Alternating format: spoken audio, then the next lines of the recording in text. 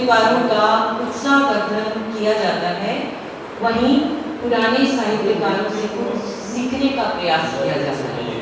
बच्चों का भी उत्साहवर्धन करने के लिए जिया साहित्य मंच समय समय पर बाल साहित्य प्रतियोगिताओं का आयोजन करता रहता है। जिया साहित्य मंच का मुख्य उद्देश्य साहित्य का प्रचार प्रसार है। मंच के 1 साल के अंदर 2 साझा काव्य संग्रह प्रकाशित हो चुके हैं। इनका उद्देश्य है अपने देश के वीर वीरांगनाओं के जीवन चरित्र से देश के युवाओं और बच्चों को परिचित कराना और उनसे कुछ सीखने को प्रेरित करना, राष्ट्र के विकास के लिए बच्चों को अच्छी शिक्षा प्रदान करने में मदद करना, क्षेत्रीय भाषाओं के साथ मिलकर भारतीय साहित्य और संस्कृति का प्रचार प्रसार करना, महिलाओं की आत्म सुरक्षा के लिए जूडो कराटे सीखने पर जोर देना, महिलाओं को स्वावलंबी बनाने के लिए घरेलू रोजगार की व्यवस्था करना, वृद्धाश्रम और अनाथ आश्रम में बच्चों को लेकर जाना और बचपन से ही उनमें अपने बड़ों के लिए सम्मान की भावना प्रेरित करना। तो जिया साहित्य मंच के उद्देश्य के साथ अनेक कार्यक्रम किए जाते हैं। आज जिया साहित्य मंच का एक और कार्यक्रम हम यहाँ पे कर रहे हैं और आशा करते हैं कि यही उद्देश्य हम आगे भविष्य में लेकर चलेंगे। अब मैं दीप प्रज्वलन के लिए आमंत्रित करना चाहूँगी डॉक्टर आलोक कुमार श्रीवास्तव, उत्कृष्ट वैज्ञानिक उप निदेशक इसरो, डॉक्टर प्रभा शंकर प्रेमी, वरिष्ठ साहित्यकार, मैं उनको आमंत्रित करना चाहूँगी मंच पे। डॉक्टर आशीष शाह चिकित्सक के रूप में देश की सेवा कर रहे हैं, उनका भी स्वागत है। डॉक्टर ज्ञानचंद मामर्के, वरिष्ठ साहित्यकार, सर आपका स्वागत है। डॉक्टर इस्फाक अली सर जी शिक्षा क्षेत्र में जो अपना योगदान दे रहे हैं।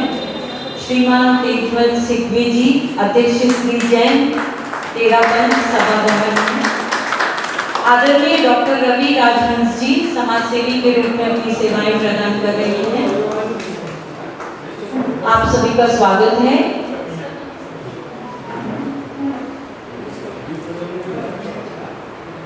आदरणीय डॉक्टर विनय यादव जी जो कि शिक्षा के क्षेत्र में अपना योगदान दे रहे हैं, मैं आपका स्वागत करती हूँ सर।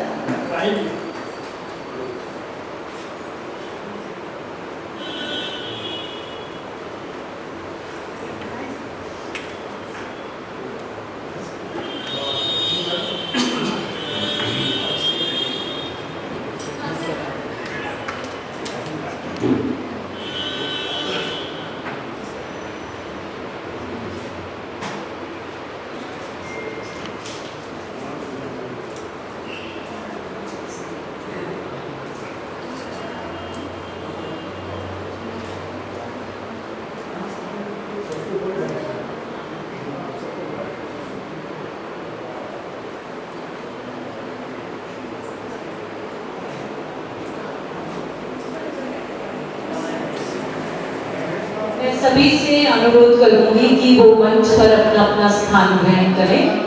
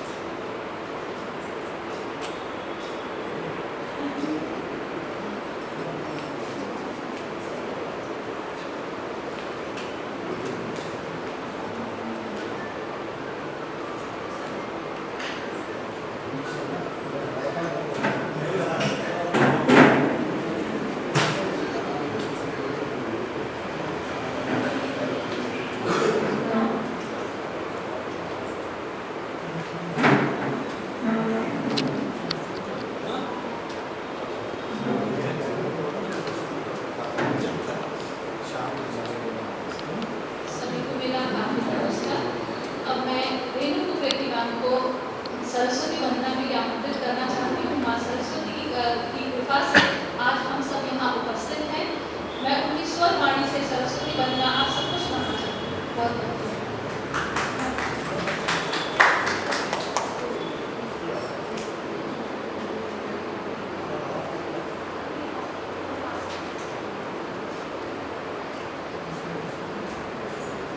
कार्यक्रम का आरंभ सरस्वती वंदना से किया जाए तो सरस्वती माँ का आशीर्वाद हमेशा बना रहता है। या तुषारहार धवला या शुभ्रवस्त्रायता या वीणावरहन्दमण्डितकरा या श्वेतपद्मासना या ब्रह्माच्युतशङ्कर प्रभृतिः देवैः सदा वन्दिता सा मां पातु सरस्वती भगवती निश्चेषजाड्यापहा शुक्लां ब्रह्मविचारसार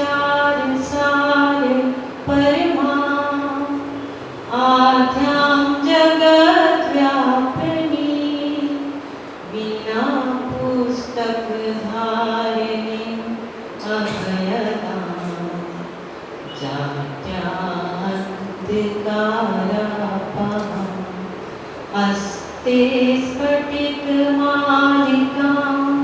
विधदती पद्मासने संस्थितां वन्दे तां परमेश्वरी भगवती बुद्धिप्रदां शारदां बुद्धिप्रदां शारदां बुद्धिप्रदां शारदां। धन्यवाद। अब मैं मेघना जी को मंच संचालन के लिए बुलाना चाहूँगी।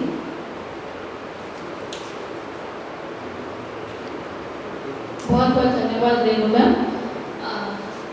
अब मैं बहुत समय ना लेते हुए आज हम यहाँ सब इकट्ठे क्यों हुए हैं, यहाँ एकत्रित क्यों हुए हैं, आप सब जानते हैं।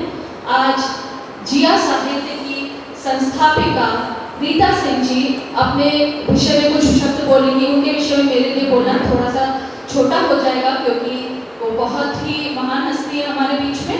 मैं चाहूँगी कि वो मंच पर आए और 2 शब्द बोलें। रीता सिंह जी। धन्यवाद मेघना मैम। मैं यहाँ उपस्थित आप सभी कविजनों का स्वागत करती हूँ, सभी आदरणीयों का स्वागत करती हूँ। मैं हमारे मुख्य अतिथि आदरणीय डॉक्टर आलोक कुमार श्रीवास्तव जी जो कि निदेशक हैं इसरो के, उनका जोरदार तालियों के साथ स्वागत करती हूँ।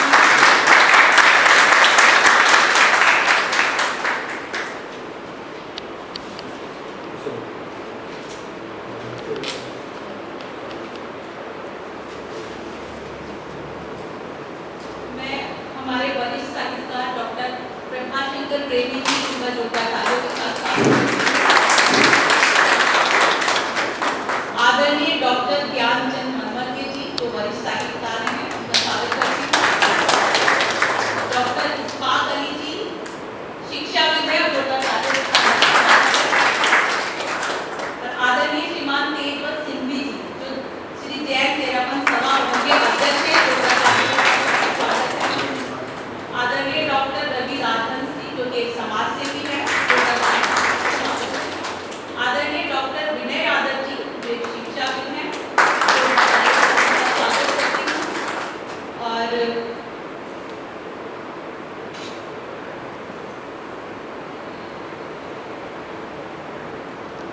और मैं आपको बताना चाहती हूँ कि हमारे जिया साहित्य मंच को 1 साल पूरा हो चुका है। 30 मई को 1 साल पूरा हुआ है। तो अभी तक इसमें धन्यवाद। अभी तक इसमें ऑनलाइन भी प्रोग्राम हुए थे, ये ऑफलाइन प्रोग्राम बहुत साहित्य के प्रचार और प्रसार में आपकी अहम भूमिका है। आपने बहुत सारी पुस्तकें हिंदी और कन्नड़ भाषा में लिखी है। कई पुस्तकों का हिंदी से कन्नड़ में अनुवाद भी किया है। 4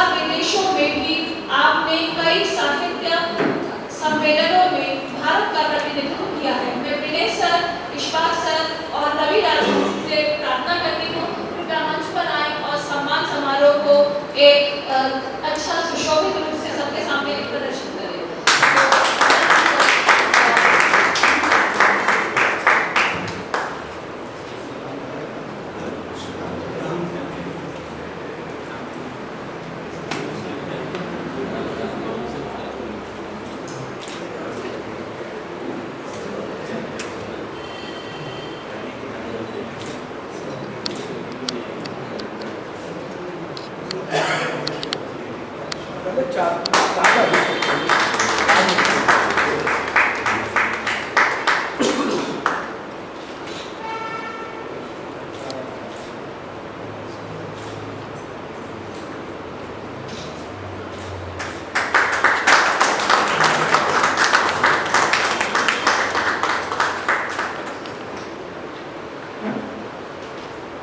तालियों की आवाज नहीं आ रही है।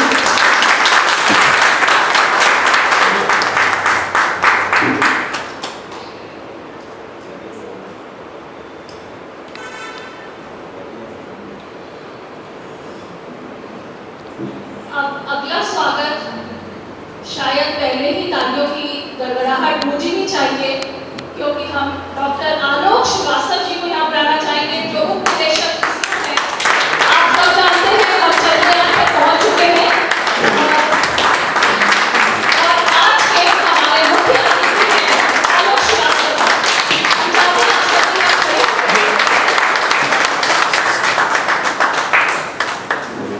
स्नातक स्तर पर स्वर्ण पदक विजेता सरकारी इंजीनियरिंग कॉलेज बिलासपुर सिटी से और डॉक्टरेट की उपाधि आईआईटी बॉम्बे व भारत के पहले बहुउद्देशीय अंतरिक्ष यान इनसेट 2A के लिए थर्मल डिजाइनर इंजीनियर के रूप में अप्रैल 1987 में इसरो में शामिल हुए और Chandrayaan 1, Chandrayaan 2, Mars orbiter mission MOA सहित 10 से अधिक अंतरिक्ष यान डिजाइन करने के बाद वर्तमान में वह URSC के उत्कृष्ट वैज्ञानिक एसोसिएशन निदेशक और उद्योग एवं स्वदेशीकरण क्षेत्र के उप निदेशक के रूप में कार्यरत हैं। उन्हें चंद्रयान 1 अंतरिक्ष यान के लिए इसरो टीम पुरस्कार और अंतरिक्ष यान संबंधी प्रौद्योगिकियों में उनके महत्वपूर्ण योगदान के लिए वर्ष 2007 के लिए एस्ट्रोनॉटिकल सोसाइटी ऑफ इंडिया पुरस्कार दिया गया है। उन्होंने पिछले 25 वर्षों में पूरे देश में अंग्रेजी के साथ साथ हिंदी में 260 से अधिक तकनीकी वार्ताएं दी हैं। डॉक्टर आलोक श्रीवास्तव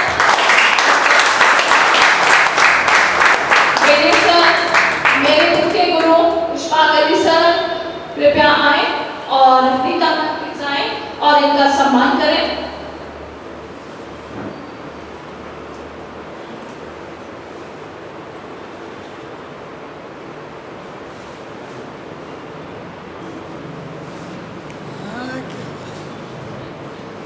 प्रभाशंकर सर आपकी नमस्कार आगे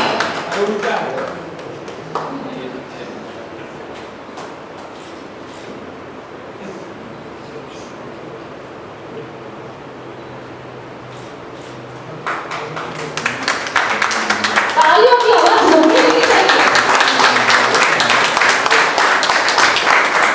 आपके वैज्ञानिकों की वजह से हमारा जगह चंद्रमा में रह रहा है, उसका ये सूरज है, अपना उद्देश्य का सूर्य है।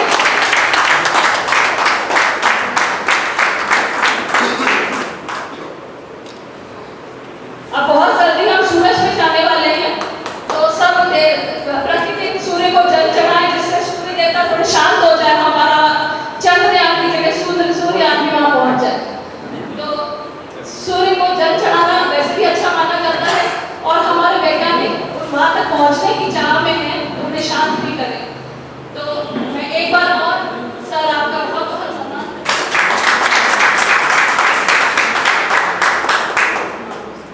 अब मैं बुलाना चाहूंगी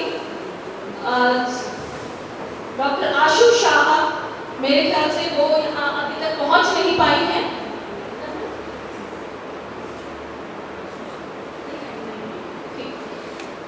आशु शाह आज ही हमारे बीच उपस्थित नहीं हो पाई हैं। अब मैं अगले रूप में बुलाना चाहूंगी श्री तेजपाल सिंधवी जी को। ये अति विशिष्ट अतिथि मतलब हमारे बीच हैं, जिनकी वजह से आज हम यहाँ सब बैठे हुए हैं।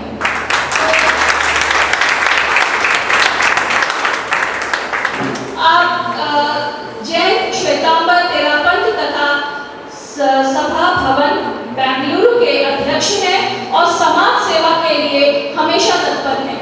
और समाज सेवा के रूप में आज हम सब देख ही रहे हैं एक बड़ा उदाहरण।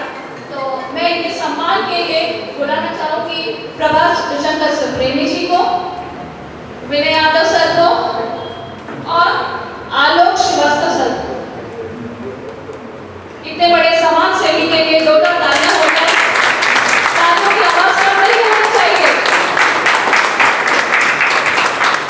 आजकल समाज सेवी हमारे बीच में सब स्वार्थी हैं। हम सब समाज सेवी बहुत ही कम देखने को मिलते हैं।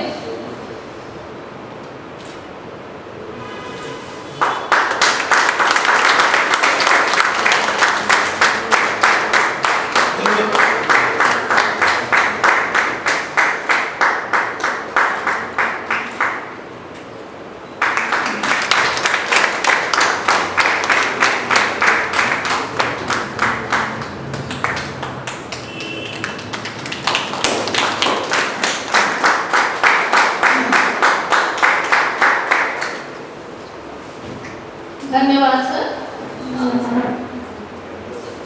अब मैं अपने वरिष्ठ मेरी सीनियर रेणु मैम को वापस मंच पर आमंत्रित करती हूँ आगे का कार्यक्रम आगे बढ़ाने के लिए। रेणु मैम उपस्थित। धन्यवाद। धन्यवाद मेघना मैम।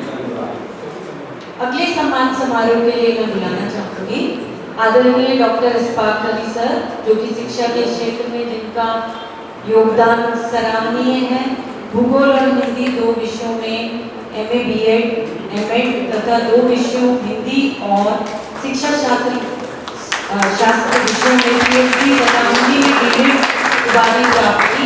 आपके निर्देशन में 221 शोधार्थी योग ने MPhil PhD तथा शिक्षा शास्त्र में DEd भी आपके निर्देशन में हुए हैं।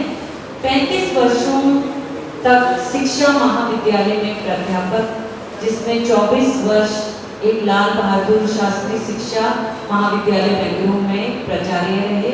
16 मौलिक पुस्तकें प्रकाशित हुई हैं सर की, जिन पर 40 से अधिक राष्ट्रीय स्तर के पुरस्कार सर को प्राप्त हैं। देश के अनेकानेक विश्वविद्यालयों की शोध कमेटी तथा विद्वता समिति से जुड़े 5 जन लेखक संघ आचार्य कुल के संरक्षक, देवनागरी लिपि परिषद के सह मंत्री सर, आपका बहुत बहुत स्वागत है। अब मैं इनके सम्मान के लिए बुलाना चाहूँगी आदरणीय डॉक्टर प्रभाशंकर प्रेमी जी को, आदरणीय डॉक्टर आदरणीय सिंधी जी को और आदरणीय डॉक्टर आलोक कुमार श्रीवास्तव जी को। आप मंच पर आइए और सर का सम्मान कीजिए। हम सबके भी पूर्वज कितने लोग हैं यहाँ?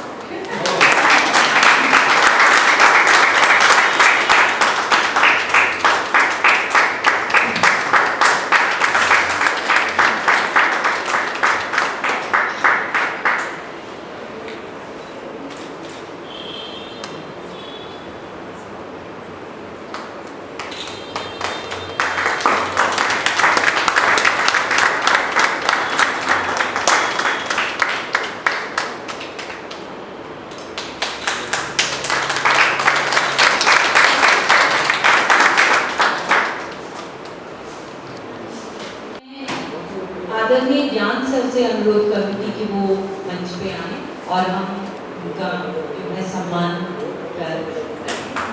आदरणीय ज्ञान सर आप सन 1986 से कर्नाटक में हिंदी के प्रचार व प्रसार हेतु समर्पित हैं।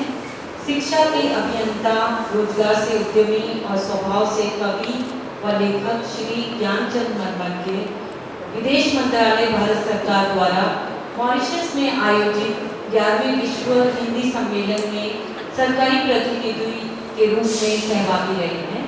आपकी कविताएं, निबंध, कहानी बैंगलोर के विश्वविद्यालयों में व तमिलनाडु के अंडर ग्रेजुएट के हिंदी पाठ्यक्रम में शामिल किए गए हैं। पुस्तक के लेखन, प्रकाशन व संपादन के साथ साथ साहित्य की सेवा के लिए आपने बेंगलोर में साहित्य साधक मंच की स्थापना की है, जहां से एक मासिक पत्र का निरंतर प्रकाशन हो रहा है, जिसके आप संपादक हैं। तो मैं अनुरोध करूँगी कि डॉक्टर प्रभाशंकर प्रेमी जी, डॉक्टर आशु शाह जी और विनय सर, डॉक्टर आप आइए और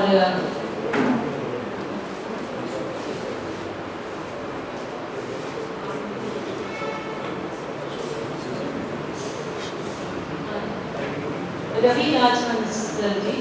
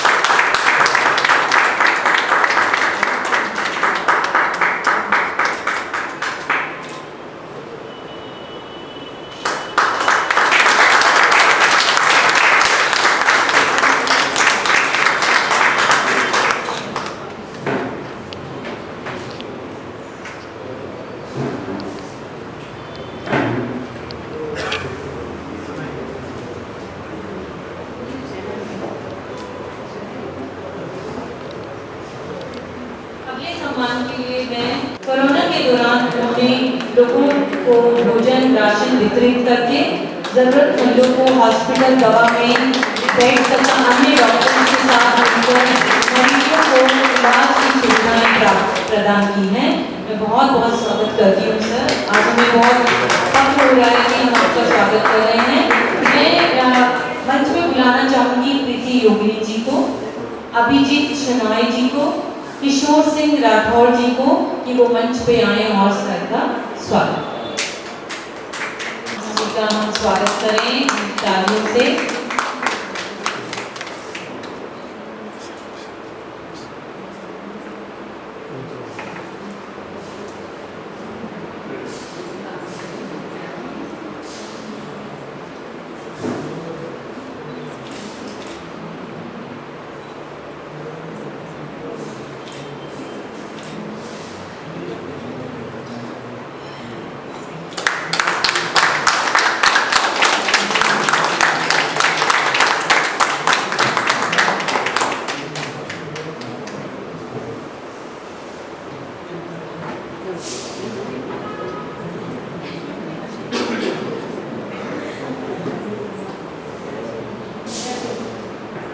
सभी का बहुत बहुत धन्यवाद। अब मैं मंच पे बुलाना चाहूंगी आदरणीय डॉक्टर विनय यादव सर जी को और छात्रों की ओर से सरकार के निर्णय के खिलाफ कर्नाटक उच्च न्यायालय में अपील कर स्टे लाने में आपकी अहम भूमिका रही। सभी इनका जोरदार तालियों से स्वागत करें। हिंदी के प्रचार प्रसार में आपका अहम योगदान है और आपका बहुत बहुत स्वागत है। हिंदी की सेवाओं के लिए आप भगीरथ प्रयास में जो लगे हुए हैं, हम आपका स्वागत करते हैं। अब मैं मंच पे बुलाना चाहूंगी डॉक्टर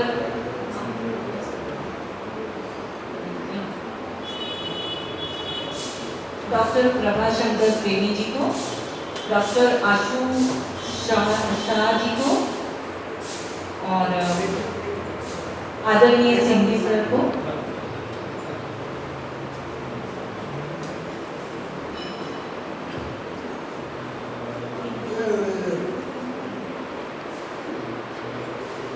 ज्ञान सर आप भी आ जाइए।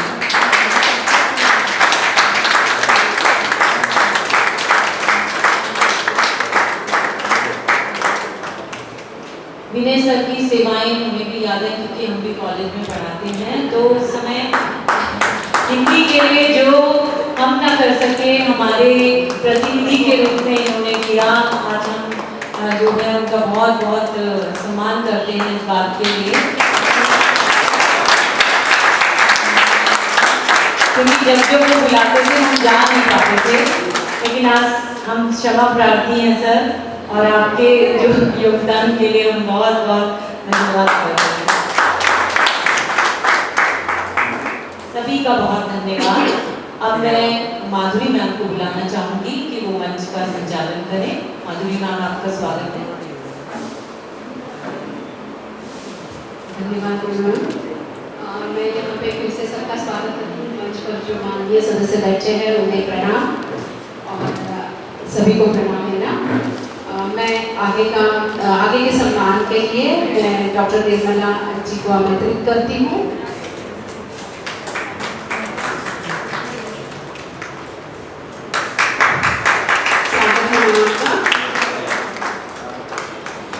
डॉक्टर निर्मला राजी मैसूर से हैं आप, सेवानिवृत्त एसोसिएट प्रोफेसर हैं। आपने शिक्षा, खेल, साहित्य, समाज सेवा के क्षेत्र में अपना विशेष योगदान दिया है। साहित्य के प्रचार के लिए अमेरिका, रूस, नेपाल, दुबई, थाईलैंड आदि देशों की यात्रा कर चुकी हैं। मैम, आपका बहुत बहुत स्वागत है। आपके सम्मान के लिए मैं यहाँ आमंत्रित करती हूँ डॉक्टर आलोक श्रीवास्तव जी को, प्रीति योगिनी जी को और रीता जी को।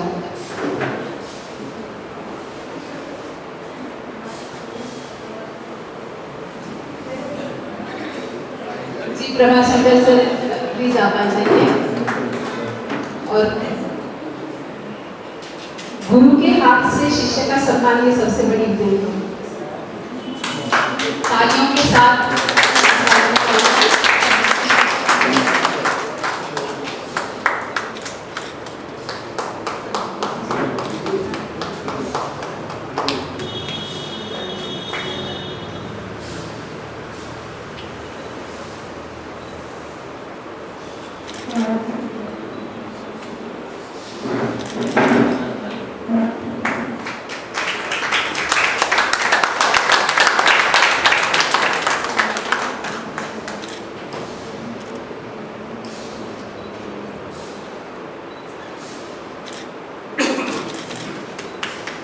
तालियां गूंजनी चाहिए।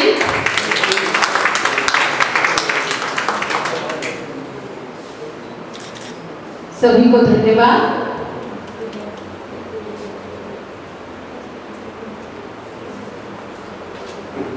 आगे मैं अनुराधा विक्रांत जी से अनुरोध करती हूँ कि वो इस सम्मान के लिए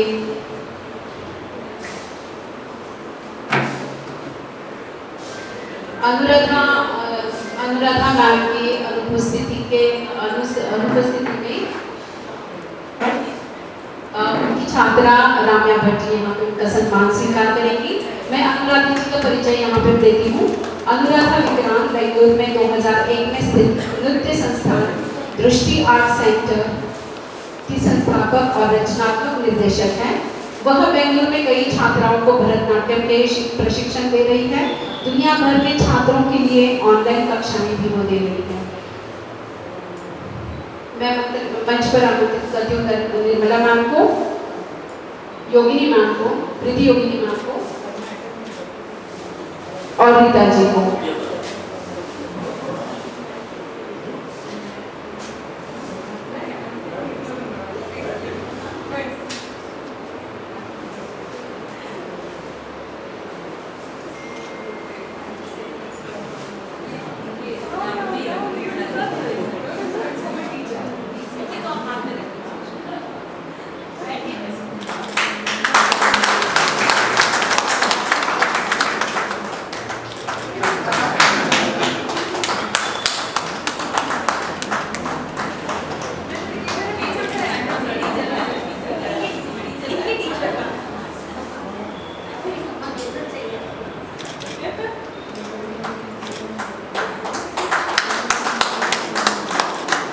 हम जैसे भक्त बड़ा भगवान से, वैसे ही छात्र बड़ा गुरु से।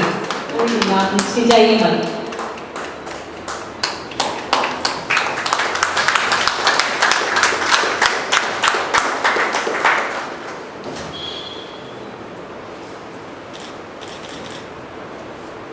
मैं प्रीति मैम को अनुरोध करूंगी कि वो मंच पर ही रहें। आगे का सम्मान है प्रीति योगिनी मैम का। मैम आप स्थान ग्रहण कीजिए। प्रीति योगिनी जी योगा ट्रेनर हैं। आप प्रीति योगा वेलनेस की संस्थापिका हैं। ब्लड प्रेशर, थायराइड, शुगर एवं हाथ पैरों में दर्द की शिकायत, कैंसर जैसी बीमारियों में इन्होंने योगा से दूर की है। करीब 8 साल पहले आपने बैंगलोर में योगा शुरू कर दिया। आपका ड्रीम था, आपका सपना था कि आपकी क्लास में जो भी आए उसके सारी शरीर के रोग खत्म हो जाए। पिछले 5-6 सालों करीब 2-3 हज़ार रोगी को आपने ठीक किया है। आपका बहुत बड़ा योगदान समाज के लिए है। मैम आपका बहुत बहुत स्वागत है। आपके सम्मान के लिए मैं निर्मला जी को यहाँ आमंत्रित करती हूँ, रीता मैम को आमंत्रित करती हूँ।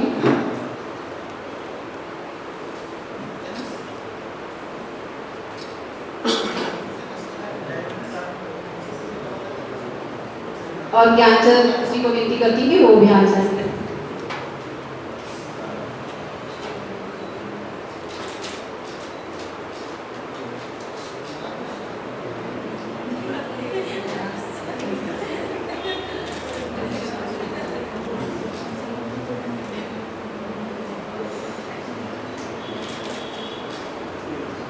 तालियों की गूंज लीजिए।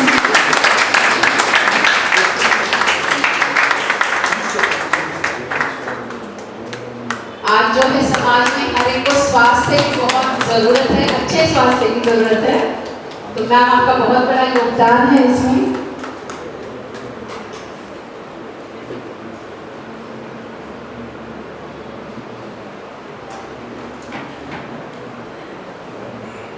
धन्यवाद मैम आपका। आगे के सम्मान के लिए मैं आमंत्रित करती हूँ अभिजीत शनाय को। सर आपका बहुत बहुत स्वागत है। अभिजीत शनाय जी शास्त्रीय संगीत के तज्ञ हैं।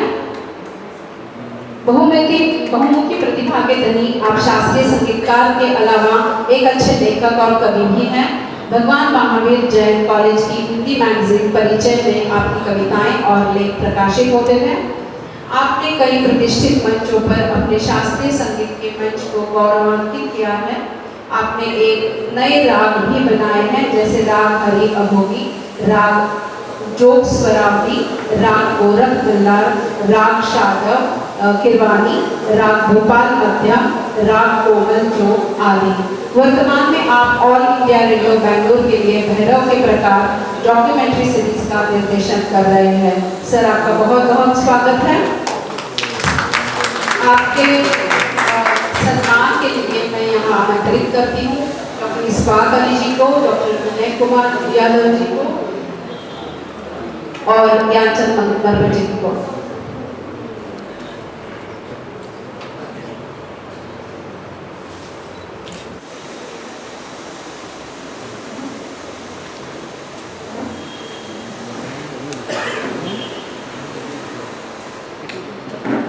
आगे के सम्मान के लिए मैं धर्मेश कोठारी जी को यहाँ आमंत्रित करती हूँ, जो महामंत्री तेरा पंथ है। सर जी स्वागत है आपका।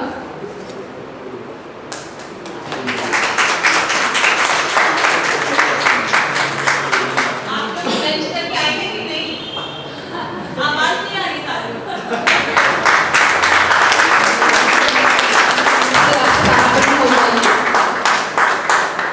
आप श्री जयंत श्वेतांबर तेरापन सभा भवन बेंगलुरु के संगठन मंत्री हैं। सर आपका बहुत बहुत स्वागत है। आपके सम्मान के लिए मैं यहाँ फिर से डॉक्टर विनय यादव जी को बुलाती हूँ। मैं शनाई जी को रिक्वेस्ट करती हूँ कि वो भी आ जाए।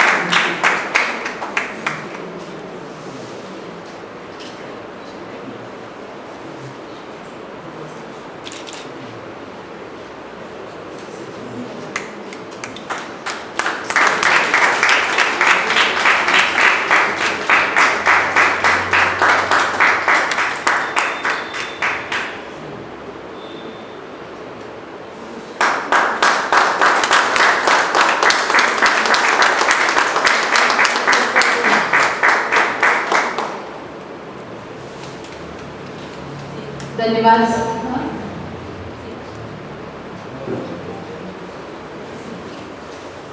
मैं आगे के सम्मान के लिए मंच पर आमंत्रित करती हूँ लेफ्टिनेंट किशोर सिंह राठौर जी को।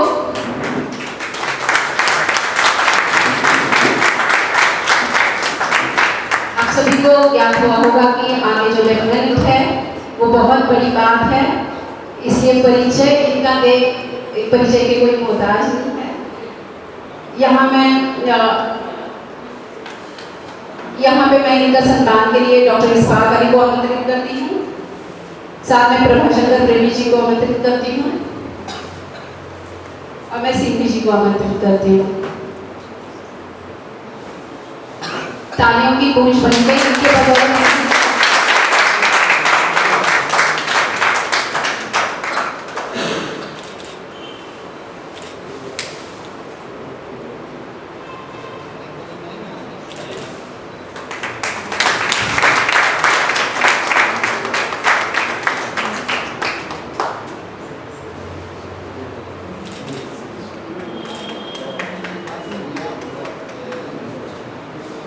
तालियां गूंजनी चाहिए, इसी के कारण हम सुरक्षित हैं।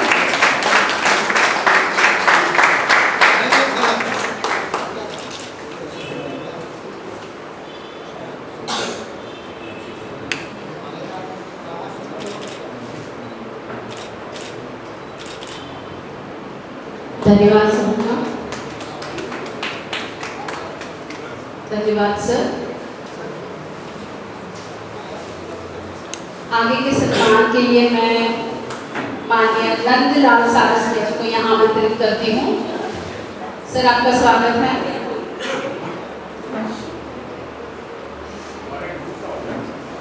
यहाँ आ जाइए सर।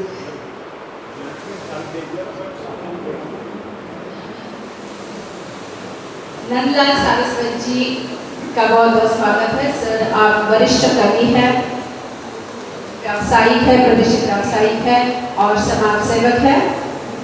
मैं सम्मान के लिए यहाँ आमंत्रित करती हूँ ज्ञानचंद नरवगे जी को,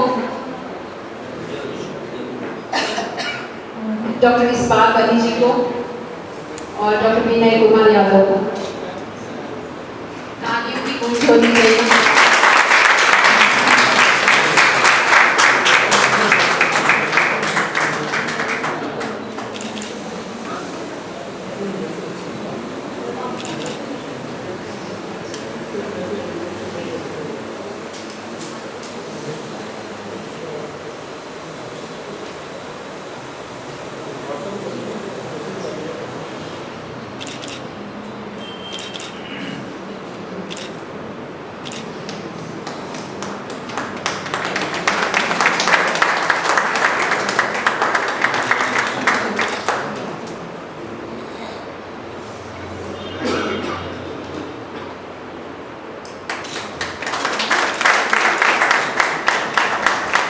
धन्यवाद सर।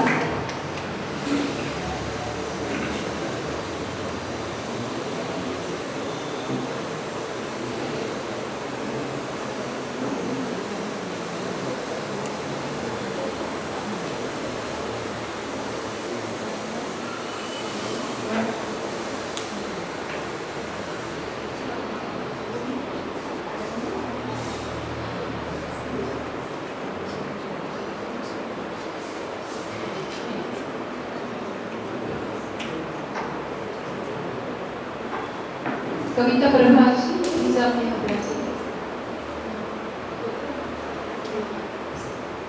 आगे का सम्मान जो है हमारे सैनिकों का सम्मान होगा। यहाँ पे मैं सबसे पहले यहाँ पे आमंत्रित करूंगी सुबेदार राम स्वरूप जी को। सर आपका स्वागत है।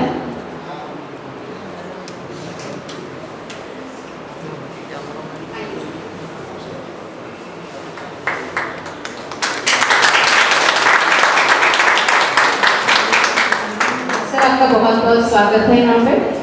मैं सम्मान के लिए यहाँ आमंत्रित करती हूँ डॉक्टर आलोक कुमार श्रीवास्तव जी को, डॉक्टर प्रभाशंकर प्रेमी जी को और डॉक्टर इस्फाक अली जी को।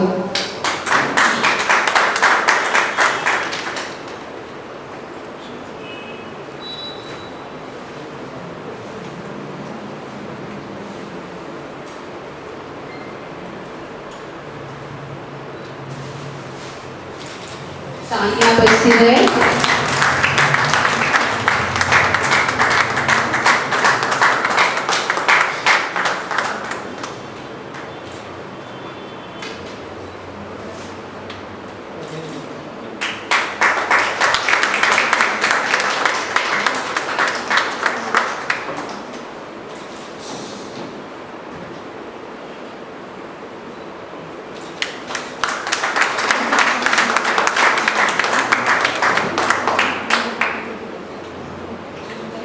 धन्यवाद सर, धन्यवाद सभी का।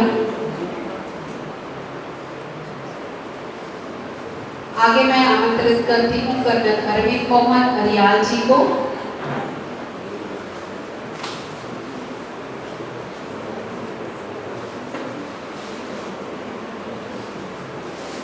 सर आइए।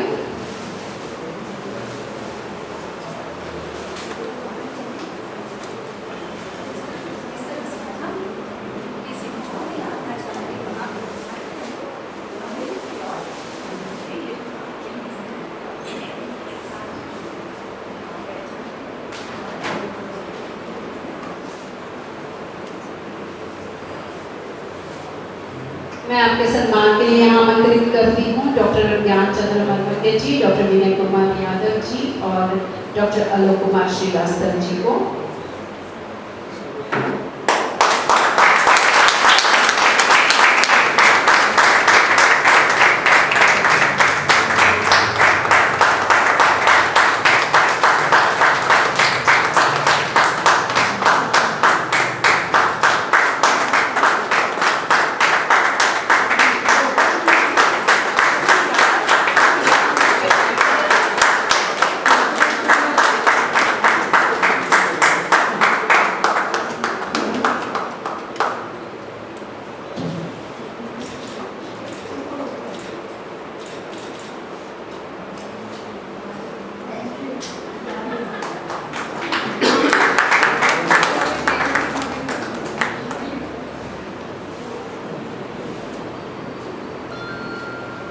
धन्यवाद सर, सभी का धन्यवाद। आगे का जो सम्मान है उसके लिए मैं आमंत्रित करती हूँ ग्रुप कैप्टन अखिलेश कुमार सिंह जी को। सर आपका बहुत बहुत स्वागत है। स्वागत है, वरिष्ठ कवियत्री है ये, और आपका स्वागत है। मैं आमंत्रित करूंगी यहाँ प्रभाषक प्रेमी सर को, विनय यादव सर को, कृपया यहाँ आए और उनका सम्मान करें। माधुरी जी सम्मान के लिए उपस्थित हुए।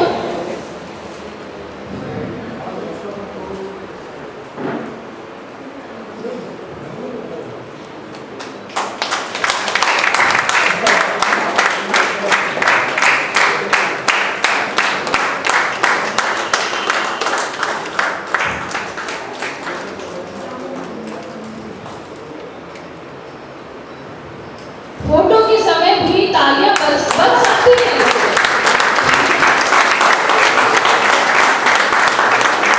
श्री भूपेंद्र सिंह जी वरिष्ठ कवि हैं, उनको मैं आमंत्रित करना चाहती हूँ। भूपेंद्र सिंह जी, आपका बहुत बहुत स्वागत है। तो सम्मान तो सबका होना चाहिए। जिया साहित्य का पहली बार ऑफलाइन प्रोग्राम है।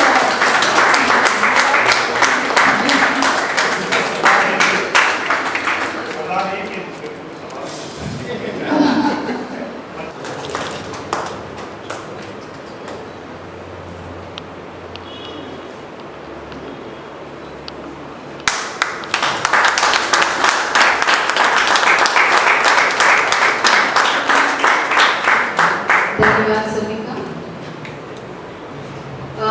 शनाई जी, धन सारस्वत जी और अशोक अग्रवाल जी, आप आगे का सम्मान के लिए मैं आमंत्रित करती हूँ सूबेदार मेजर अलोकनाथ महापात्रा जी को।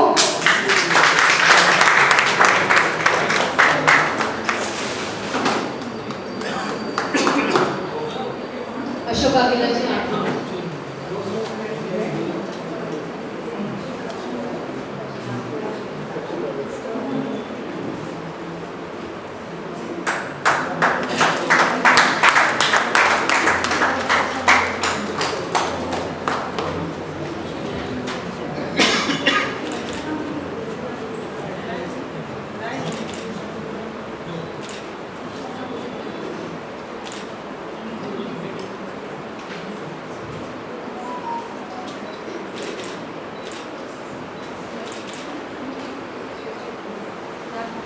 धन्यवाद आपका, धन्यवाद सभी का।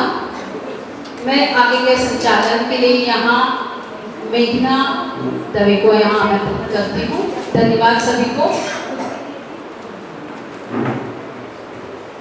बहुत बहुत धन्यवाद माधुरी जी। यहाँ हमारे सर्वोच्च विशिष्ट अतिथि हैं, उनका सम्मान होना हमारे लिए भी सम्मान की बात है।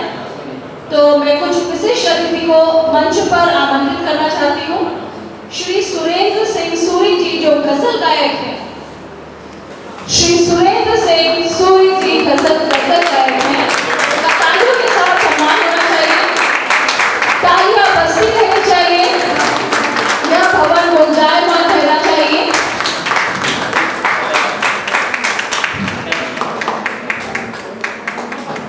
तालियां रुक जाती हैं बीच बीच में।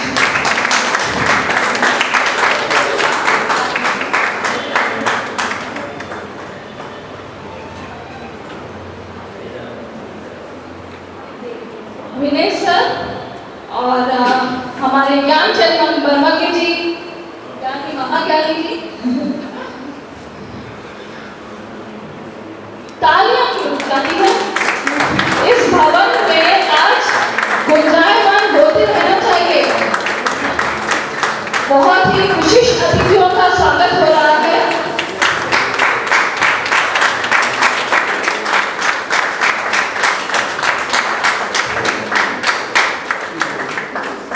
अब मैं आमंत्रित करना चाहूंगी श्री राधेश्याम यादव जी को, जो इसरो से यहाँ उपस्थित हुए हैं।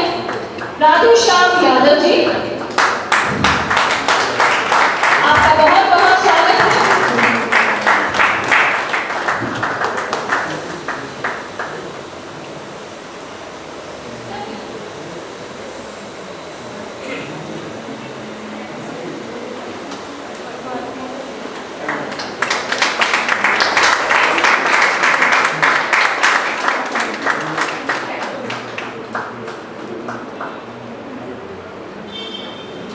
तालियां रुक जाती है। रीता जी, कुछ खाने पीने का इंतजाम करवाना पड़ेगा।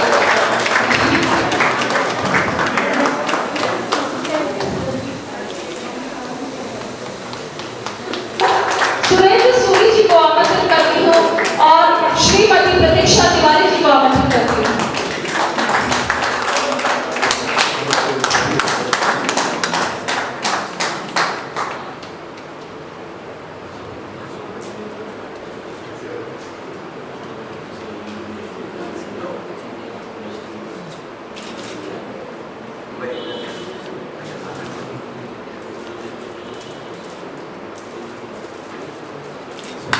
तालियां क्यों नहीं बज रही? भवन गुंजायमान रहना चाहिए। हमारी संख्या इतनी भी कम नहीं है।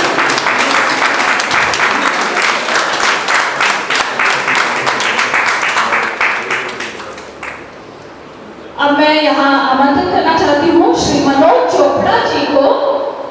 श्री मनोज चोपड़ा जी के बारे में मैं चाहूंगी रीता जी एक शब्द बोले। अच्छा, वो उपस्थित नहीं हो पाए हैं। श्री पी के झा बेंगलोर से ही बेंगलोर में उपस्थित हुए हैं। मैं उनको मंच पर आमंत्रित करना चाहती हूँ और इनके लिए मैं सम्मान देने के लिए बुलाना चाहती हूँ श्री राधेश्याम जी को, श्री सूरी जी को और श्री अशोक अकेला जी को।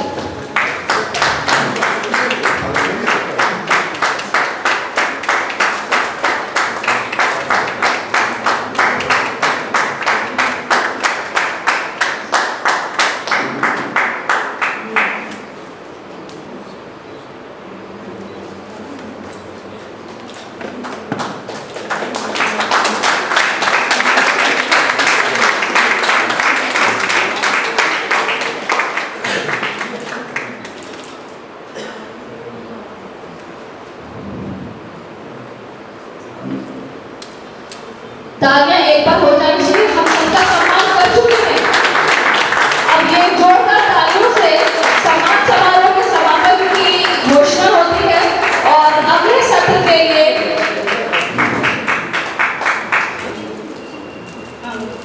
श्री अशोक ब्रह्मर्षि जी को।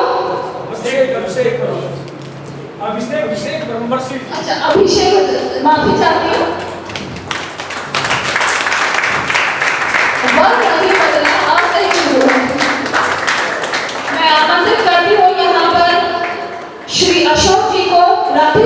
जी को और विनय यादव सर को उनका सम्मान करने के लिए तालियां बजती रहनी चाहिए। यहाँ सब एक से बढ़कर एक है, कोई किसी से कम नहीं, चाहे वो किसी भी क्षेत्र का हो।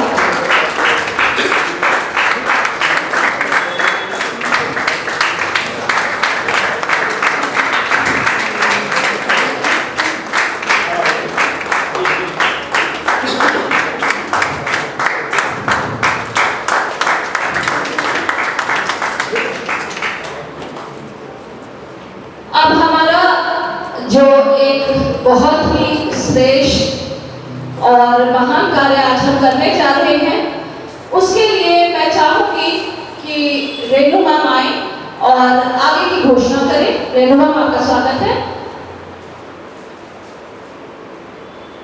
धन्यवाद मेघना मैम। आज बहुत ही जो है हर्ष का विषय है कि रीता मैम अपनी पुस्तक का मंच पे बुलाना चाहूंगी। रीता मैम,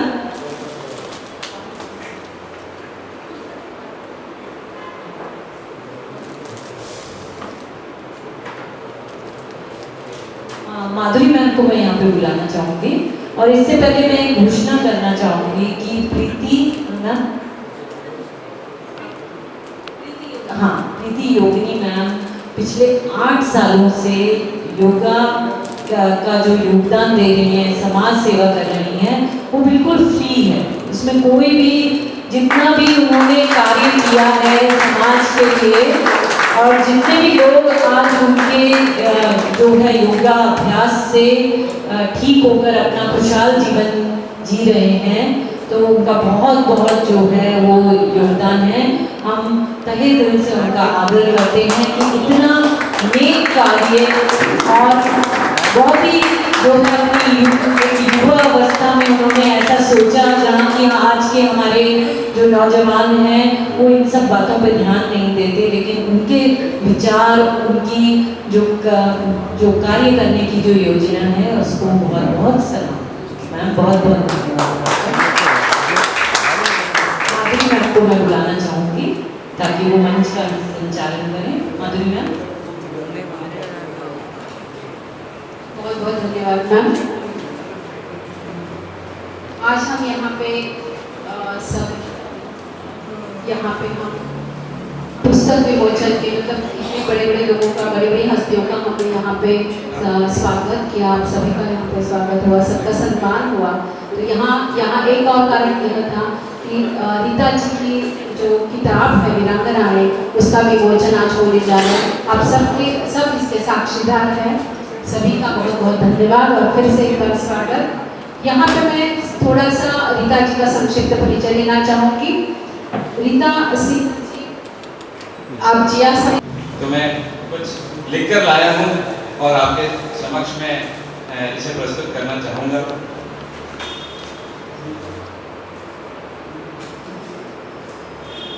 जो भरा नहीं है भावों से, बहती जिसमें रसभार नहीं, हृदय नहीं है पत्थर है जिसमें स्वदेश का प्यार नहीं।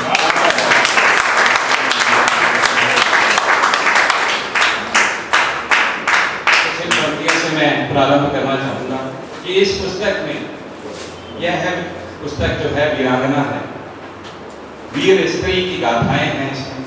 और इसमें आपको सिर्फ इतिहास नहीं मिलेगा, इसमें आपको सिर्फ संस्मरण नहीं मिलेंगे, इनमें आपको एक कथाएं मिलेंगी जो आपको प्रतीत होगा जैसे आप कोई चलचित्र देख रहे हैं, जैसे एक सजीव चित्रण सा मिलेगा जो बीच बीच में आपको विचार करने रोकेगी, उसे आत्मसात करने के लिए, अपने जीवन में कार्यान्वित करने के लिए आपको प्रेरित करेगी।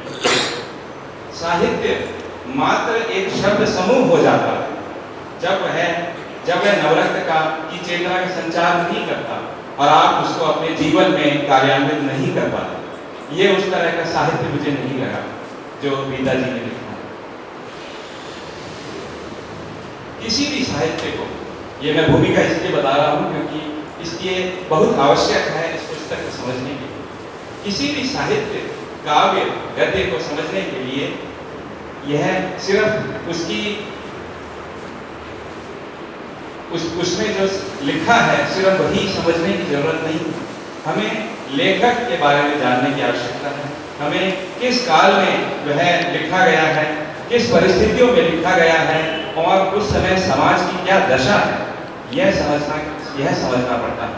एक कविता होती है जो हम 10वीं कक्षा में पढ़ते हैं, वही कविता हम BA में भी पढ़ते हैं, पर उसमें यह अंतर रहता है कि BA में जो हम वही कविता पढ़ते हैं वो समझने की जरूरत होती है कि वह किस काल में किस कारण से लिखी गई है। यह जो इन्होंने वीरांगनाओं में लिखा है, ये सिर्फ बहुत बड़ी इतिहास से वीरांगनाओं को नहीं लिया गया, इसमें सामान्य स्त्रियों के बारे में भी लिखा गया है। और यह आपको जब आप ये पढ़ेंगे तो आपको अपने गौरव और सक्षमताओं का स्मरण दिलाने का प्रयास मालूम होगा। यह केवल आप ये समझेंगे क्या ये गांवों के लिए है, ये सिर्फ गांवों के लिए नहीं, ये बेंगलोर जैसे नगरों के लिए भी प्रासंगिक है। यह पुस्तक नारी को यह स्मरण दिलाना चाहती है कि समाज उनके बलिदान, योगदान और शक्ति के प्रति कृतज्ञ है। उदाहरण के लिए इस पुस्तक में एक कथा मिलेगी आपको वीरांगना की, जिनका नाम है राम प्यारी गुर्जर। उन्होंने तैमूर लंग की विशाल सेना के साथ युद्ध किया था। उन्होंने छापामार युद्ध की नीति अपनाई। राम प्यारी गुर्जर को 40,000 महिला सैनिकों की सेना का सेनापति नियुक्त किया गया और उनको यह बोला गया कि यह युद्ध विद्या प्रशिक्षण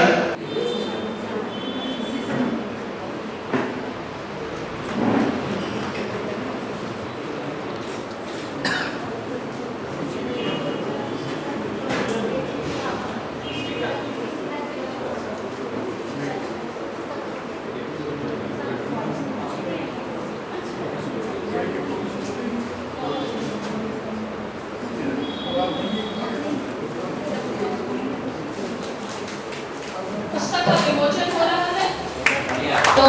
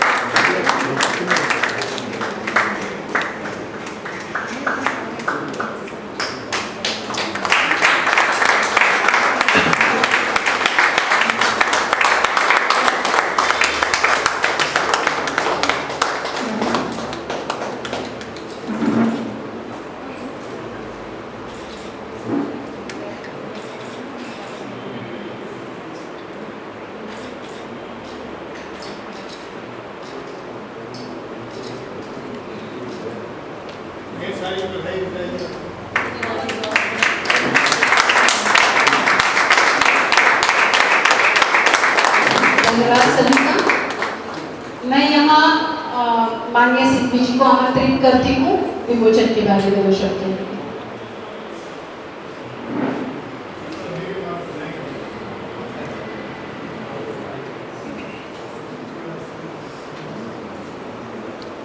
मंच को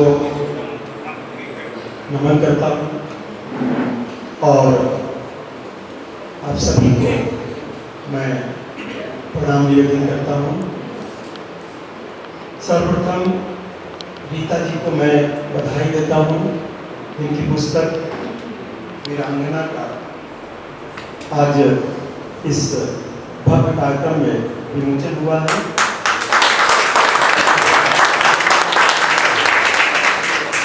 और उन सभी विद्वानों को भी मैं बधाई देता हूँ जिनका आज सम्मान हुआ है।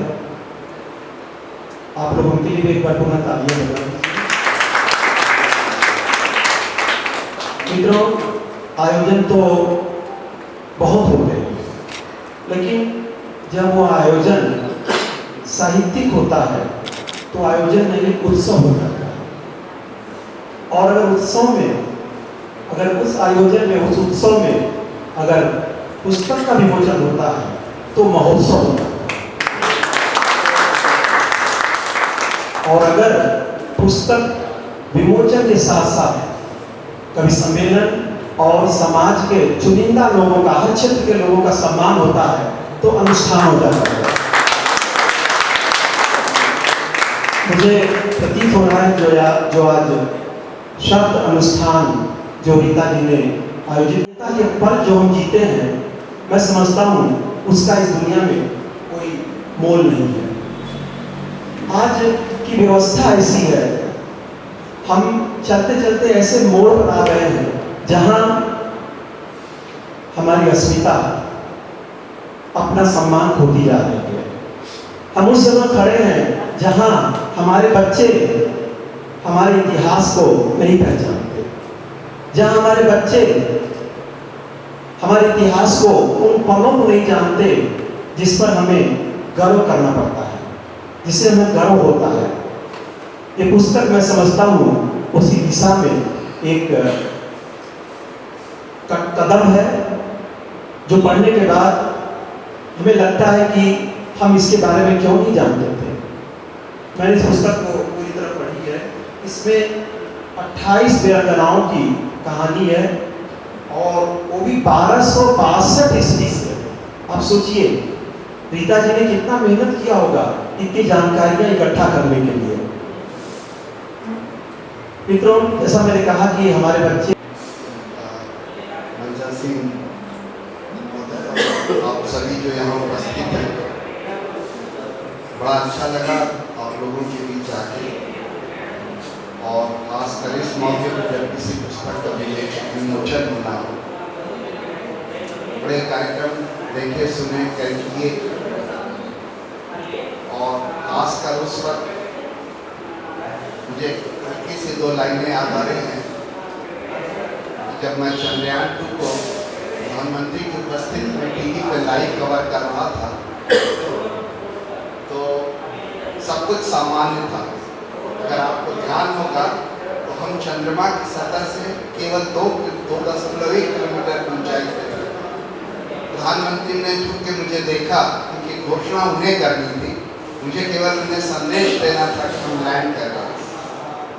अचानक कई बार ऐसे मौके आते हैं जब हम लैंड नहीं कर पाए और हमें थोड़ी सी पीड़ा महसूस हुई, लेकिन असफलता जो है वही सफलता की पहली सीढ़ी होती है।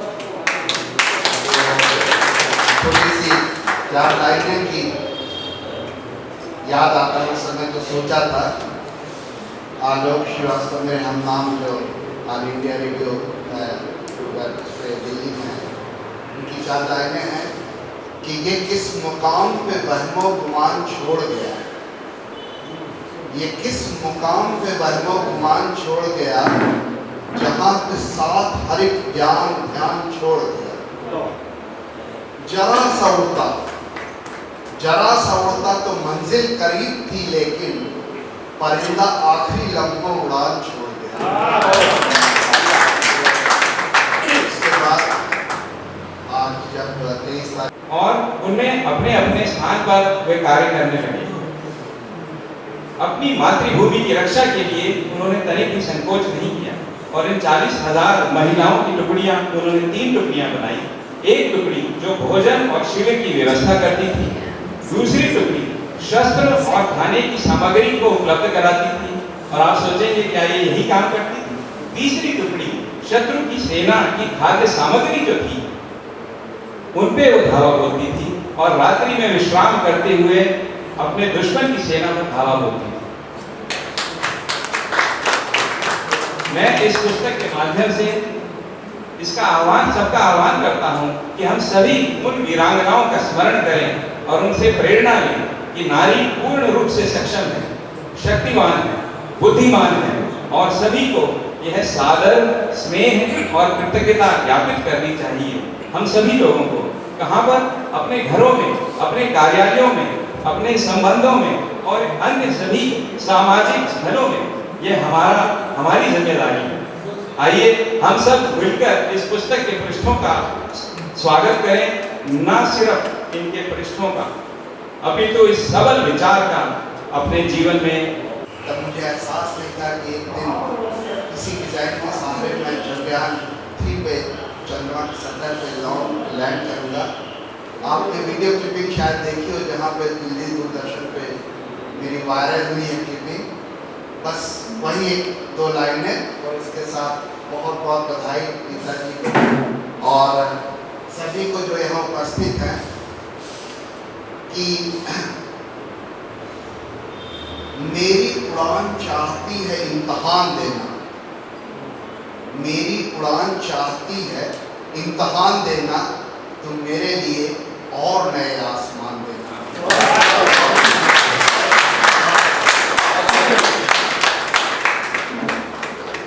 धन्यवाद सर, आपने कवि ना होकर एक साइंटिस्ट भी कवि की तरह बोलकर मंच को सम्मान प्राप्त करता है। बहुत बहुत धन्यवाद सर।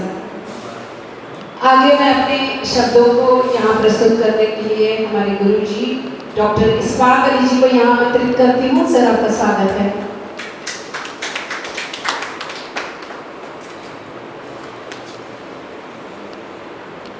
आदरणीय मंच,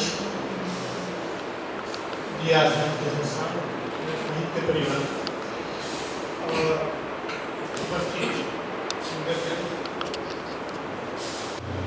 धन्यवाद। आदरणीय सभागार में उपस्थित विद्वजन और रीता सिंह जी की पुस्तक का विमोचन हुआ है। मुख्य रूप से इन्होंने वीरांगनाओं को इस पुस्तक के केंद्र में रखा है और कहते हैं कि जो लिखने की प्रक्रिया होती है या कुछ व्यक्त करने की प्रक्रिया होती है वो एक पीड़ा के माध्यम से निकलती है। कुल मिलाकर के लगभग 1960 से लेकर के या आपने झांसी की रानी की चर्चा की है, सन 57 की बात है। सुभद्रा कुमारी चौहान ने झांसी की रानी के बारे में लिखा है, चमक उठी सन 57 में वह तलवार पुरानी थी, तुम्हें हुई आज़ादी की कीमत सबने पहचानी थी, दूर फिरंगी को करने की सबने मन में ठानी थी, खूब लड़ी मर्दानी को झांसी वाली रानी। लेकिन आपने जब मैं पन्ने पलट रहा था, झांसी की रानी के साथ में झलकारी बाई एक बहुत बड़ी योद्धा थी उस समय, जिन्होंने काफी बड़ा योगदान किया था, लेकिन इनके बारे में काफी कम लोग जानते हैं, नहीं के बराबर जानते हैं। तो ये आपका बहुत योगदान बहुत ही सराहनीय है, क्योंकि जिस समाज में 50% आबादी महिलाओं की है और अगर उन महिलाओं को समाज के देश के विकास में योगदान देने का मौका न मिले तो क्या वो समाज विकसित हो पाएगा? सवाल स्पष्ट है। आज जो इसरो की सफलता मिली है, सर हमारे सामने बैठे हुए हैं, मैंने देखा कि उनके अंदर वैज्ञानिकों की मात्रा महिलाओं के होती ही है। अगर मैं गलत हूं तो सर बोल सकते हैं। जो महिलाएं वैज्ञानिक हैं, जो सफलता हमें मिली है, तो जिस जिस क्षेत्र में महिलाएं गई हैं आज सफलताएं मिल रही हैं। देश के संसद में हमने 33%, राज्य के विधानसभा में हमने 33% की बात की है। हकीकत क्या है? अभी चुनाव खत्म हुआ कर्नाटक का है, 3 या 4% महिलाएं हैं। तो उस संदर्भ में आपकी ये पीड़ा मुझे कविता क्या दिलाती है। मैं जब ढूंढ रहा था, मेरे ख्याल से कन्हैयालाल नंदन लिखा था कि पीड़ा होती क्या है और उस पीड़ा का परिणाम क्या होता है। और मुझे भी लग रहा है, क्योंकि मैंने कुछ चीजें पढ़ी हैं अभी, उन्होंने लिखा है, अजब सी छटपटाहट है, अजब सी छटपटाहट है, घुटन कसकन है, असह पीड़ा है, समझ लो साधना की अवधि पूरी है, समझ लो साधना की अवधि पूरी है, वो अरे घबराना मन चुपचाप सहता जा, अरे घबराना मन चुपचाप सहता जा, सृजन में दर्द का होना जरूरी। तो की पंक्ति में कोऑर्डिनेट कर पा रहा था, ये पीड़ा कवित्री की है, ये पीड़ा लेखिका की है कि उन तमाम महिलाओं को कोई पहचानता नहीं है आज, जिसके कारण ये देश आजाद हुआ है। और ये बहुत बड़ी नाइंसाफी होगी अगर हम उन सब लोगों को भूल जाएं और कुछ गुलामी कोई साल 2 साल 10 साल 50 साल की नहीं थी। कुल मिलाकर के देखें कि ईस्ट इंडिया कंपनी 16वीं सेंचुरी में आ चुकी थी यहाँ पे। 100 साल अगर निकाल भी देते हैं तो लगभग डायरेक्ट संघर्ष प्लासी की लड़ाई से अगर देख लेंगे तो 200 साल का संघर्ष तो हुआ ही हुआ है। तो जो देश 200 साल गुलाम था आज भी गुलाम रहता, क्योंकि इस तरह के लोग हमारे समाज में थे, इस तरह की महिलाएं थी।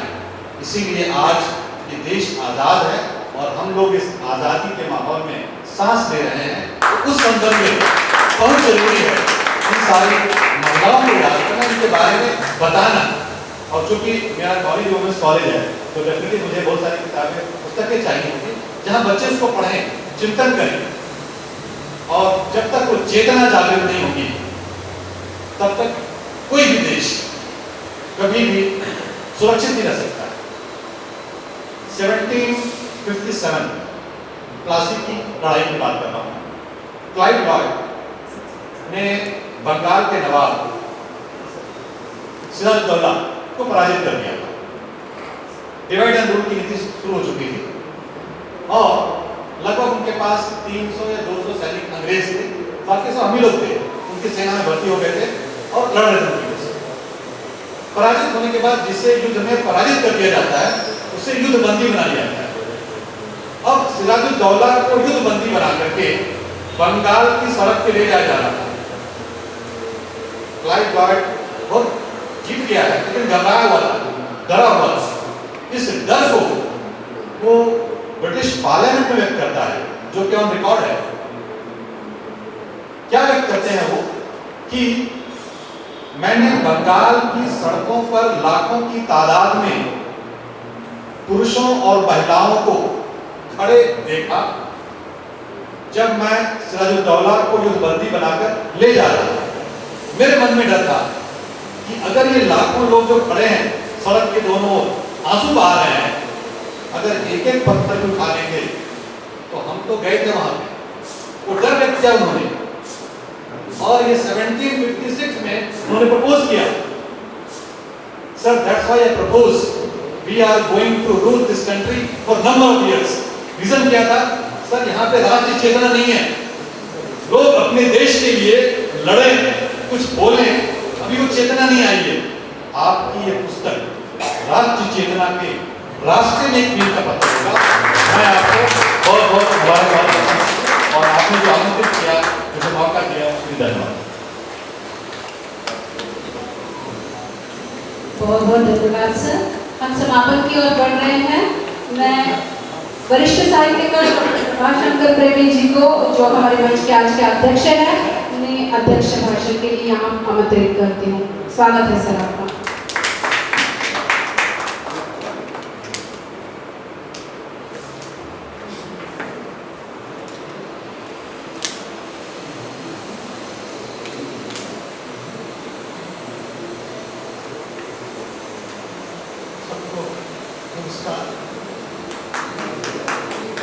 आज मेरा साहित्य परिवार से हो रहा है। सम्मान एक त्योहार हर एक क्षेत्र लोगों ने काम किया है, उनको चुन करके एक दो क्षेत्र विभिन्न क्षेत्र हैं, विज्ञान क्षेत्र है, साहित्य क्षेत्र है, संगीत क्षेत्र है, शिक्षा का क्षेत्र है। तो विभिन्न क्षेत्रों में लोगों ने काम किया है, उनको उत्साहित करने के लिए ये जो सम्मान का कार्यक्रम होता है, तो इस कार्यक्रम से मैं अभी इस सम्मान को दिया जाता है, इसका मौलिक कारण क्या है? मौलिक कारण यह है कि जिस क्षेत्र में आप काम कर रहे हैं और आगे उत्साह बढ़ा करके और आगे काम कीजिए और आगे श्रेष्ठता चाहिए। अभी इसरो का क्षेत्र है, अभी चंद्र, तो इस तरह से 2012 में मैं वहाँ जैसे उस समय तो याद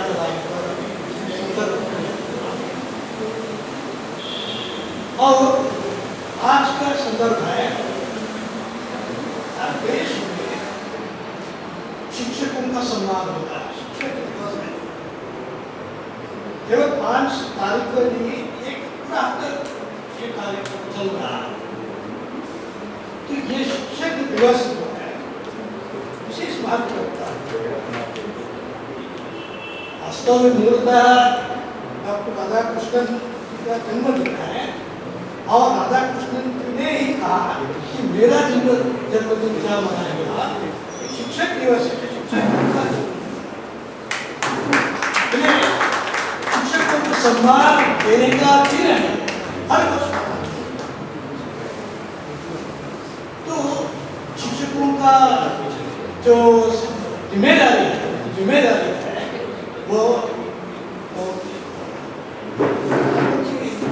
सारे भारतीय इतिहास, भारतीय संस्कृति वेद से लेकर आज तक हम देख रहे हैं। गुरु शब्द जो है ना उसका विशेष अर्थ है। गुरु को तो केवल पढ़ाने वाला नहीं है, गुरु ब्रह्म है। उसमें भगवान को हमने देखा नहीं है, कैसे मानती है, उसको कहते ज्ञानी भगवान है, तीन तो भगवान है। आपको बधाई देता हूँ आपकी मेरे विचार से बातें कर रहे थे। आजकल पुस्तक विमोचन शब्द बहुत पुराना हो गया है, क्यों ऐसे सुधारा जाए पुस्तक लोकार्पण।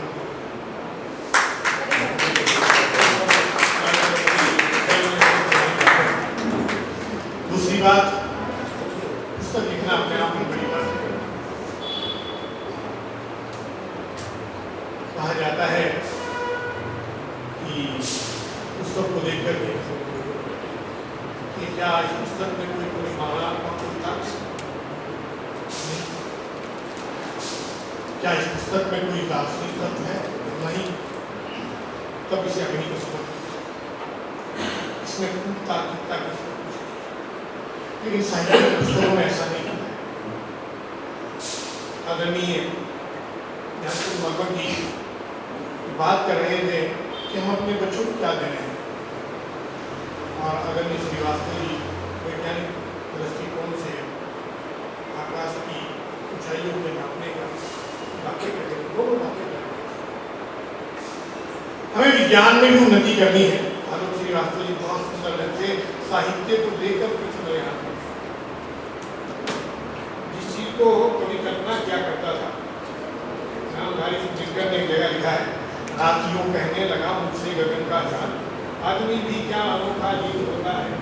बाण ही होते नहीं विचारों के, केवल सपनों के भी हाथ में तलवार होती है।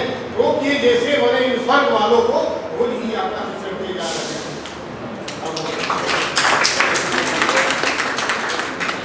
तो साहित्य में विज्ञान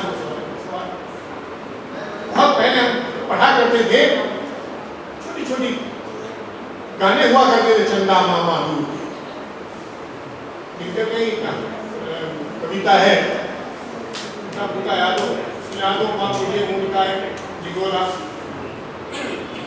कविता हमने कक्षा 4 या 5 में पढ़ी थी। लेकिन सब वो चीजें कल्पना की बातें हो गई। लेकिन कल्पना को फिर मैं उठाऊंगा, कल्पना ऐसी नहीं होती जैसे मैंने कह दिया कल्पना की बातें हो गई। कल्पना में भूत, वर्तमान और भविष्य होता है। कल्पना ऐसी नहीं होती। भूत के आधार पर हम वर्तमान में जीते हैं और उस वर्तमान से हम भविष्य को देखते हैं। अगर मैं समझाता हूँ, बहुत पुराना गाना है, 100 साल पहले मुझे तुमसे प्यार था, भूत का आज भी है, वर्तमान भी है। कविता ऐसे नहीं होते, ऐसे विज्ञान अपनी ऊंचाई ऐसे नहीं। तो कविता लिखना एक कल्पना है, जैसे चंद्रयान के ऊपर जाना एक कल्पना है। और कल्पना वही होती है जहाँ खाली जगह होती है, जहाँ कुछ नहीं होता वही की कल्पना होती है। तो ये तो बात की है, मैं आपकी बातें करता हूँ। जैसे अमन जी बोल रहे थे कि हम एक तरफ तो हम ऊपर चले गए हैं और एक तरफ हमारे स्कूल कॉलेज से निकलने वाले जो बच्चे हैं उनसे उनको अभाव हो गया, मूल्य शिक्षा का अभाव। पता नहीं हम कहाँ जाएंगे, हमें मालूम नहीं। हम बड़ी बड़ी डिग्रियाँ प्राप्त कर लेते हैं, बड़े बड़े पद प्राप्त कर लेते हैं, लेकिन हम परिवार से कट जाते हैं, समाज से कट जाते हैं, संस्कृति से कट जाते हैं, अपनी खाते पर उन चीजों का मार्गदर्शन कर सकेगा। माना बदला है, हर चीज नए से प्राप्त नहीं की जा सकती। साहित्य को संवेदनाओं से नापा जाता है, और संवेदनाओं को नापने के लिए कविता है, काव्य है, उसका अभी कार्यक्रम के बाद आस्वादन लोग लेंगे। कुछ चीजें हैं पुस्तक सत्य दृष्टि से देखा, वो चीजें हैं जिनको हम भूल जाते हैं। हमारे देश में तो काफी महिलाओं का भी योगदान है। पुस्तक को आप अपने घर में ले जाएंगे और शायद पढ़ेंगे, हम भी अपने घर में ले जाएंगे और फिर आपसे पुस्तक के ऊपर तो शेयर करेंगे। लेकिन फिलहाल आपको बहुत बहुत साधुवाद, बहुत बहुत धन्यवाद, बहुत बहुत हार्दिक बधाई। धन्यवाद सर।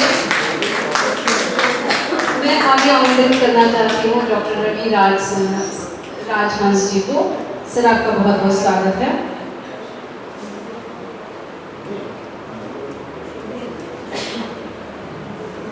सबसे पहले मैं रीता जी का और कबीर में हम देखते हैं, कबीर भगवान से भी बड़ा स्थान, और गुरु जो है केवल अक्षराभ्यास नहीं कराते। आज के गुरुओं को याद रखना चाहिए, वो बच्चों में उनके मानसिक लय का विकास कराते, एक संस्कृति को उनके मन में डालते। आज संस्कृति की कमी है, क्योंकि टीचर जो हो गया है, अंग्रेजी शब्द टीचर ही है, वो गुरु नहीं बने। टीचर वास्तव में टीचर शब्द का अर्थ क्या है? टीचर का क्या? प्राइमरी स्कूल टीचर याद रखते हैं, प्रोफेसर याद नहीं आते, लेकिन वास्तव में टीचर करता है महान दार्शनिक। दार्शनिक को टीचर करते हैं, बुद्ध भगवान को टीचर करते हैं, टीचिंग सब बुद्ध भगवान दार्शनिक, क्योंकि दर्शन का क्या है? हमें आगे ले जाने का दर्शन जो था, जिसको हम भौतिक दृष्टि से देख नहीं सकते हैं, उसको दिखाने वाले हैं। इसलिए आज के संदर्भ में मैं कह रहा हूँ, इतना बड़ा सम्मान हो रहा है आप लोगों का, कि आज भारतीय संस्कृति की ओर हमें जाना चाहिए। मैं इसलिए कह रहा हूँ, क्या हम लोग भारतीय संस्कृति नहीं है? नहीं है। हम लोग भौतिक सुख में पड़े हैं, संस्कृति को भूल गए हैं। दुनिया में विकास हो रहा है, डेवलपमेंट हो रहा है, किसका डेवलपमेंट हो रहा है? बिल्डिंग्स बनाना डेवलपमेंट है क्या? पैसा कमाना डेवलपमेंट है क्या? सब कुछ छोड़ करके हमें जाना है ना। इसलिए डेवलपमेंट का मतलब है मानसिक विकास होना चाहिए, हृदय का विकास होना चाहिए, मन का विकास होना चाहिए। साइकोलॉजी में कहते हैं बड़े बड़े करोड़पति में सुखी नहीं है, शांति नहीं है। वो कहते हैं ना, शांति के लिए कहाँ जाना चाहिए? बाहर कहीं जाने की जरूरत नहीं है। बाहर के सुख लोग के लिए बाहर जाते हैं, लेकिन शांति अंदर है। आप थोड़ा अंदर बैठे, अंदर योग में सिखाते हैं, अंदर बैठे है ना, मन में बैठे। तो इसलिए आज का संदर्भ ये है कि आप का सम्मान हो रहा है। सम्मान के माध्यम से आप लोग हमें उत्साहित कर रहे हैं आगे बढ़ने के लिए। तो इस संदर्भ में आप सबका मैं हार्दिक अभिनंदन करता हूँ, और इस बड़ी आयोजना आप लोगों ने की है, इसके लिए मैं आप सबको आभार प्रकट करता हूँ।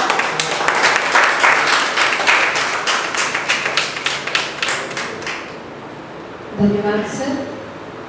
यहाँ हम समापन की ओर बढ़ रहे हैं। मैंने कहा जलपान की व्यवस्था हो गई है, लेकिन आज ऐसे हस्ती हमारे बीच में है, ऐसे एक व्यक्ति हमारे बीच में है जो अभी भी हमारे इस सभागृह में मौजूद है, जो एशिया के सबसे मजबूत व्यक्ति हैं, जिनकी ऊंची जो है 6.6 फीट जिनकी ऊंची है, और 175 kg जिनका वेट है, ऐसे जिनका नाम लिम्का गिनीज बुक में है। इसके अलावा बहुत कुछ है, जिनका सम्मान हम आज यहाँ पे करेंगे और 2 शब्द उन्हें बोलने के लिए मैं यहाँ आमंत्रित करती हूँ। श्रीमान मनोज चोपड़ा जी, आपका बहुत बहुत स्वागत है।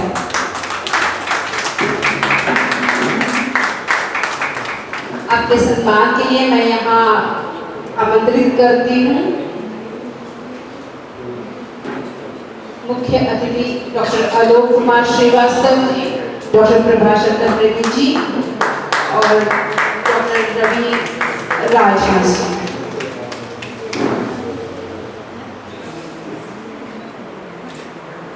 हम अपनी सेहत का इतना ख्याल रोज नहीं रख पाते हैं।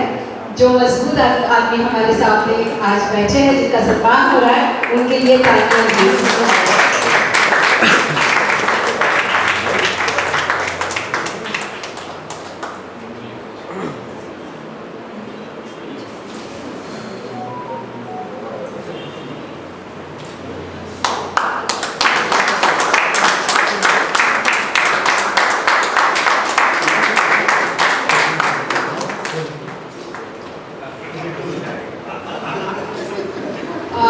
सर, मैं आपसे विनती करती हूँ कि आप 2 संक्षिप्त शब्द यहाँ मंच के लिए बोले।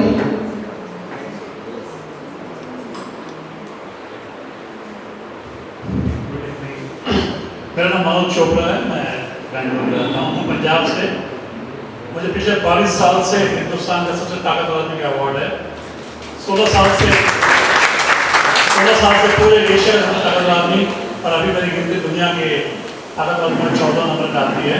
मैं पहला हिंदुस्तानी हूँ जो अपने देश का हिस्सा लेकर था दुनिया के ताकतवर आदमियों में, कनाडा में होता प्रोग्राम। बहुत शौक में 5 चीज़ें करनी पड़ती है, हवाई जहाज सीखना पड़ता है, खुली कार वगैरह पढ़ना पड़ता है। अगर आप मेरा नाम भूल जाएंगे तो खाली आप देखोगे यूट्यूब गूगल कहीं जाके, if you just type Asia strongest man, you will see me, you will find me. मुझे मालूम नहीं, I tell you good thing, बल्कि I really lost first time मैं I really lost the place, I could not come here. Taxi driver left me gone. And number 2, I don't know what's happening here. Ravi just called me, you have to come. Very important meeting, some nice people are coming. इसके लिए मैं आया हूँ, मुझे तो मालूम नहीं हो क्या लगे। But I'm so happy to be here. Wonderful people, wonderful people. और जब देखा था मुझे लगा कि जब मैं मंगल किया तो जैन लोग थे, तो मेरे जो गुरु थे, जो उन्होंने मुझे जिम में सिखाया था, मेरा नाम एवन जैन है। मैं बहुत रिस्पेक्ट करता हूँ उनकी, and I'm so happy to be here. Once again, thank you very much. All the best, whatever happening here, and I love you guys so much. Thank you.